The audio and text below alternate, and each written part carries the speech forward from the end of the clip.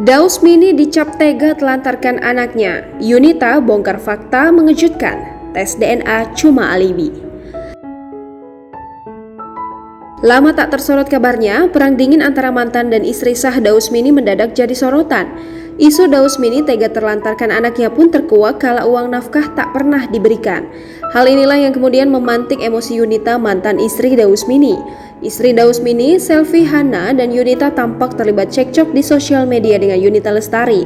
Selvi Hana menantang Yunita melakukan tes DNA untuk putranya dengan Daus Mini. Kisruh soal nafkah jadi sorotan. Yunita akhirnya bercerita panjang lebar soal apa yang sebenarnya terjadi. Hal ini bermula saat Ical sedang membutuhkan biaya, kemudian Daus Mini mendadak hilang. Daus Mini sebenarnya sempat membalas namun lama tak ada tindakan.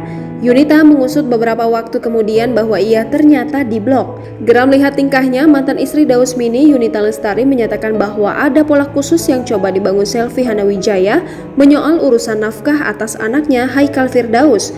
Dilansir dari grid.id, desakan tes DNA yang digaungkan Selvi menurut Yunita hanyalah salah satu dalih supaya Ical tak bisa mendapatkan nafkah. Yunita sendiri sebenarnya hanya khawatir pada sang putra saat mengetahuinya kelak, mengingat rekam jejak digital sulit dihilangkan. Secara pribadi, Yunita sendiri sebenarnya tak memiliki masalah pribadi dengan Daus. Apalagi menurut konfirmasinya kepada mantan mertuanya, tuntutan tes DNA itu bukan dari Daus. Tak hanya nomor WhatsApp, menurut mantan istri pertama Daus itu, semua akses media sosial juga ditutup. Dari situ, ia hanya pasrah dan menganggap bahwa rezeki anak bisa dari mana saja.